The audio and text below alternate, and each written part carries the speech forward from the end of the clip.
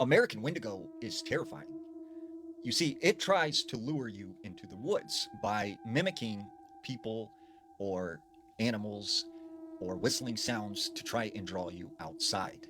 Now, there's a lot of lore around the Wendigo. For instance, they say you should never look it in the eyes because once you do, it will have control over you and can lure you out into the woods. They also say it has this supernatural ability to make pets not be aware of its presence. And it's also said that it cannot enter a home that is not built with wood from the forest which it resides. Now, most of the stories in America of the Wendigo come out of northern Minnesota. Now, there was this woman named Kathy. Kathy said during this period of her life, she was going through some really hard financial times. And she had this friend in Minnesota who owned several acres and had this trailer. And her friend was like, if you need a place to stay until you get back on your feet, you can come live in my trailer. But the trailer, was like a mess. You'd have to clean it up, but you're more than welcome to come here. So Kathy takes her friend up on this offer. She drives across country to Minnesota and she gets to her friend's house about 8 at night. Her friend immediately takes her to this trailer, which is almost like a half a mile away from where she lives. So Kathy goes inside the trailer. It was like this huge mess, and she started cleaning it up and making it look nice. At about 1 o'clock at night, she started to get tired. So she said, you know what, I'm just going to go ahead and lay down. Now, being that they were in the middle of the woods, she didn't think she should lock her door on the trailer because she said, we're out here in the middle of nowhere. Who's going to get us? So her and her dog, they lay down and they go to sleep. Well, at 3 in the morning, she hears something outside of the trailer.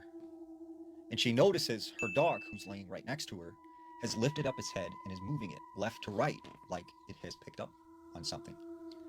And that's when she hears her friend's voice say, Kathy, come on outside. And she almost responded to her because she thought it was her friend until she realized it was 3 in the morning and her friend goes to bed like at 9 o'clock. And she also thought it was weird that the dog didn't even respond to this thing.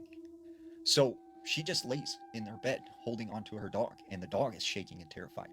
And that's when she starts hearing scratching sounds on the side of the trailer. And once again, she hears her friend's voice say, Kathy, come outside right now, come outside. And this whole time, she's just holding onto her dog, kind of freaking out. And then that's when she said the front door of this trailer opened up by itself. And she didn't want to look. She didn't want to see what was coming through that door. So she just put her head down and she could hear this thing sort of breathing and groaning as it entered into her trailer. And she hears her friend's voice say, look at me right now. Look me in the eyes. And she doesn't respond. She doesn't say anything. And she said she started to say this prayer that she knew when she was a young girl. And she kept saying it over and over again. And eventually, whatever this was, left the trailer and took off into the woods. The next morning, she goes to her friend's house and she confirms that her friend was asleep and did not visit her. And she said, to this day, she is terrified to stay alone in northern Minnesota.